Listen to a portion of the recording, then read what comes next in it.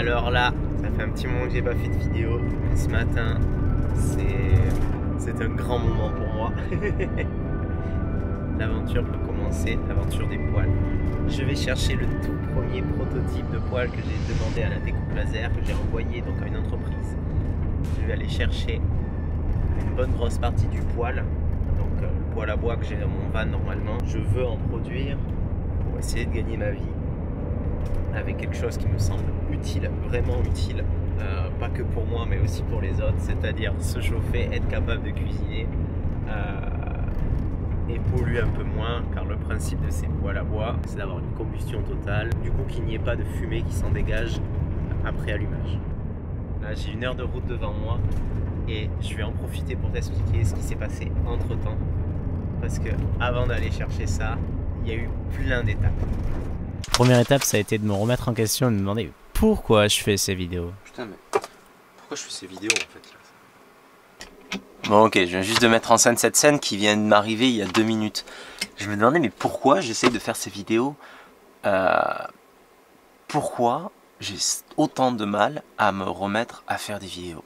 C'est marrant parce que j'étais quand même en train d'écrire, que j'avais beaucoup procrastiné au moment d'écrire le scénario pour ma possible série qui pourrait sortir à la télé sur tout mon voyage. Allez, zou, ta gueule. Je te passe les détails, mais en fait j'ai passé un petit temps à essayer de t'expliquer pourquoi je n'arrivais pas à faire des vidéos. Et ce que j'avais compris dans le fait de procrastiner chaque jour un petit peu plus dans mon travail.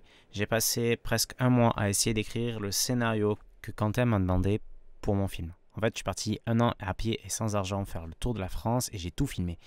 Et j'ai sorti la maquette de mon film que j'ai présenté à l'ICAR du cinéma qui n'a pas été sélectionné. Mais par contre, j'ai été repéré par un ancien directeur du studio Canal+, qui m'a demandé de faire une sorte de scénario de tout ce qui s'est passé pour peut-être faire une série qui passerait à la télé. Je te passe les détails, mais en fait j'étais déjà parti dans la construction du poêle à bois. C'est ce que je veux faire aujourd'hui. C'est quelque chose de ultra concret. Je fais quelque chose, je vois le résultat. Et tout ce qui a été création à côté, donc chaîne YouTube, transmission sur les réseaux sociaux, ça a tout de suite été beaucoup plus difficile pour moi. Parce que c'est pas palpable, ça reste du virtuel. Et pour résumer... Parce qu'en fait, ce que je comprends maintenant, c'est que si je procrastine sur un truc, c'est tout simplement parce que mon corps, mon cerveau ou quelque chose est en train de me donner une information comme quoi, mec, il y a un truc qui va pas, t'as pas envie de faire cette chose-là. Ce qui fait que quand j'ai terminé d'écrire le scénario, je me suis lancé à fond dans mon projet de poêle à bois. Et ça a commencé par installer le poêle à bois qui était dans mon van, dans le camping-car. Et ça, j'ai voulu en tout cas vous faire une petite vidéo pour vous expliquer un petit peu comment ça se passe pour installer un poêle.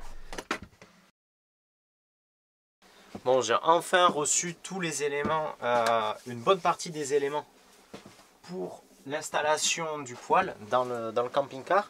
Ici, donc, on a un tuyau double paroi en inox, donc qui est double paroi et isolé. Je crois qu'on est sur du 50 là, en longueur. Mais bon, ça dépendra de ton dimensionnement, si tu dois le poser à plus ou moins une certaine hauteur dans ton van. Ici, on a ce qu'on appelle un solin souple, donc qui va venir sur le toit, dans lequel je vais découper ici le diamètre de mon tuyau, qui va faire l'étanchéité entre le toit et les tuyaux pour éviter que l'eau ruisselle le long du tuyau et aussi pourrisse tout le toit. Sur un solin donc souple, on est sur une base de silicone, donc il résiste vraiment à la chaleur.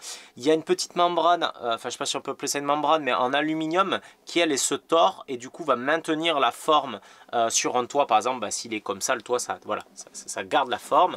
Et après on va venir visser là-dedans avec, avant au préalable, un gros joint silicone. Ici, je vais y mettre mon petit chapeau. Voilà, que je vais fixer avec le cercle qui est ici, le mettre là, parce que c'est ce chapeau-là, c'est ce tuyau que je sortirai à chaque fois que je veux partir d'un lieu et que je viendrai poser à l'intérieur dans mon poêle ou dans mon van. Pour faire le raccord, du coup, en bas, entre le tuyau qui va être en simple paroi à l'intérieur et le double paroi sur mon poêle à bois, j'ai cet adaptateur avec les anneaux qui correspondent. Ici on est dans un lieu un petit peu à l'étroit pour faire une vidéo propre, mais tu peux donc t'apercevoir du poil. On a à peu près, je sais pas moi, 10 cm, 12 cm. Soyons précis à peu près. On a 8 et 9. Donc on a 8,5 entre les deux parois. Alors là, je t'arrête de suite, je t'entends déjà crier au feu, ça va cramer, il est fou.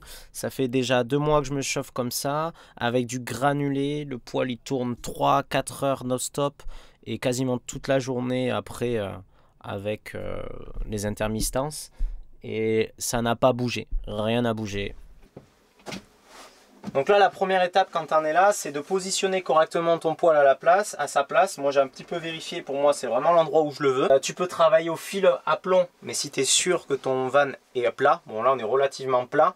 C'est sûr que si tu as ton van qui penche comme ça, que tu mets ton fil à plomb ici, et bien ça va tomber effectivement ici, alors qu'il faudrait qu'il soit là, ton fil à plomb. Donc ça va être pour repérer au niveau du trou de la cheminée sur le plafond, sur le toit. Ça va permettre de me repérer où je dois faire mes perçages, où je dois faire mon trou. Donc là, tout simplement, pour pas m'embêter à essayer de savoir où je suis quand je suis dehors par rapport à l'intérieur, je vais définir mon axe central et avec un forêt, je vais tout simplement percer l'axe et après en haut avec un compas, je viendrai faire le trou nécessaire mais depuis l'extérieur où là je pourrais réellement travailler.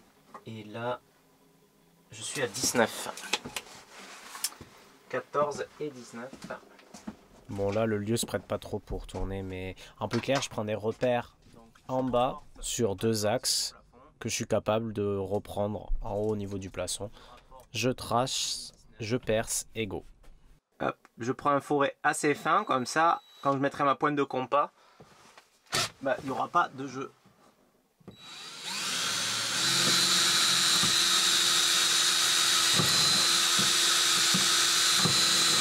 Voilà, là j'ai traversé. Donc là tu peux voir le petit trou qui était fait, juste ici. Et je pense que pour m'éviter trop de modifications, je vais reculer légèrement mon poêle pour que ma cheminée passe sans que j'ai besoin de toucher cette barre. Ici on a notre axe, ici on a notre diamètre extérieur pour passer le tuyau. Et je sais que mon axe était à 14 de la paroi intérieure. Je vois que je suis à peu près à 8, donc j'ai 6 cm entre ma paroi et mon tuyau. Faut pas moins, hein, d'accord. Donc je vais venir. Là je suis passé à travers. Bien sûr je vais être gêné par la barre, donc je vais sûrement venir déboulonner la barre une fois que j'aurai la scie sauteuse en haut pour être tranquille pour travailler. Je m'attarde pas trop sur comment fonctionne une scie sauteuse. Tu mets la lame dans le trou et puis tu tournes. Ici on a du polystyrène, là on a du gros contreplaqué. Ce que je vais faire, c'est que je vais dégager une bonne partie du polystyrène avec un ciseau, le gratter, pour mettre ma laine de roche à l'intérieur, pour pas que le polystyrène fonde à la chaleur. Une fois que tu as gratté, ce que j'ai essayé d'expliquer juste avant, mais j'ai pas arrêté de bégayer, c'est qu'il vaut mieux lessiver un petit peu l'endroit où tu comptes coller. Mettre soit un coup d'acétone ou autre pour dégraisser, enlever toutes les poussières pour que la colle polyuréthane colle bien sur la surface. Pour être sûr qu'il soit dans l'axe, je vais le retourner. Et là, je vais faire mon tracé des 4 angles. Comme ça, au moment de coller, je n'aurai pas besoin de chercher est-ce qu'il faut que je sois ici, est-ce qu'il faut que je sois là, etc.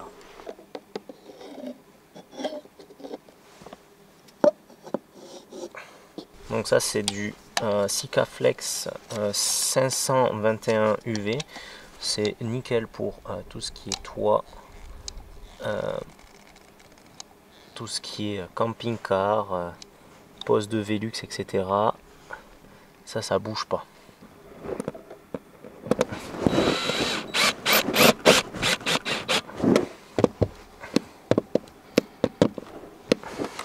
Bien sûr on est sur de la tête de vis inox, pour éviter que ça rouille dans le temps. Et au préalable, à l'intérieur, tu peux y passer de l'anti-rouille. Moi je vais le faire après, comme ça je sais que c'est au sec. Après je passerai un coup d'anti-rouille sur toutes mes coupes qui ont été faites, parce qu'il y a du jeu pour passer le pinceau. Bon ensuite tu découpes le chapeau avec ton cutter au diamètre de ton tuyau, puis tu n'as plus qu'à l'enfiler et c'est fait.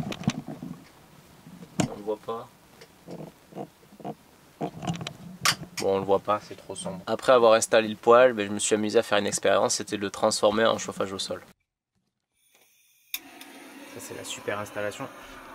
Petit poêle avec vase d'expansion, tout un système de gicleur, un serpentin qui passe à l'arrière du poêle, avec une petite pompe juste ici.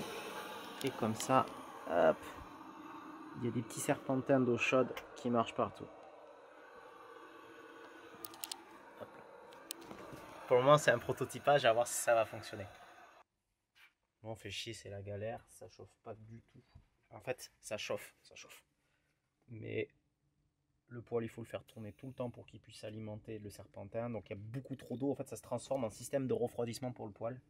Et on pourrait se dire, ok, c'est bon, c'est parti. On le fait quand même fonctionner comme ça parce qu'on a 20 degrés à partir du sol. Mais le souci, c'est que l'avantage d'avoir ce petit poêle, c'était de pouvoir cuisiner dedans. Et il monte plus assez en température. Il monte assez en température pour alimenter les tuyaux d'eau chaude, mais plus assez pour cuisiner.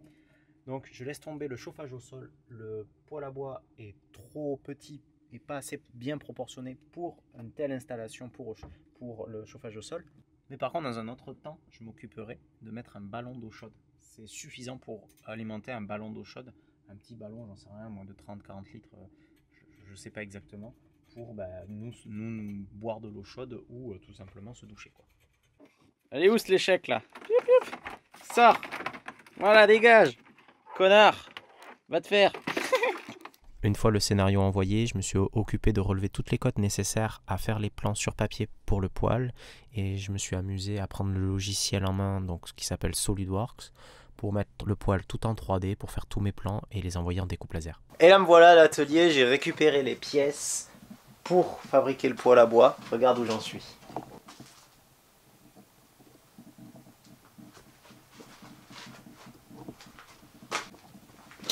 Regarde-moi ça si c'est pas mignon. Ça c'est l'entrée d'air. Ici tu as encore d'autres éléments que j'ai fini d'usiner. Ça j'ai fini de le pointer. La petite porte. Avec les petits rivets qui vont bien. Et vu que quand on apprend on fait des erreurs, bah j'ai eu un petit problème de conversion de fichiers. Et du coup j'ai toute la façade. Je dois retourner à la découpe laser qui n'était pas à la bonne taille, réduite. Je ne trouve pas l'erreur. Mais ça sera dans un prochain épisode. J'espère que ça t'a plu de suivre ça. J'étais un petit peu absente dernièrement sur les réseaux sociaux, justement parce que je vivais un petit peu tous ces trucs en même temps. Et que comme je l'explique, c'est beaucoup moins concret sur internet que dans la vraie vie. Et donc beaucoup plus dur pour moi. Si t'es nouveau sur la chaîne, bienvenue à toi. Je tiens encore à remercier mes Patreons. Et on se rejoint très vite dans un prochain épisode où je vais t'expliquer un petit peu toute la suite. Création d'une entreprise, comment j'ai vraiment déposé le modèle et toutes les autres couilles qui arrivent. Allez, on se retrouve à très vite. Ciao.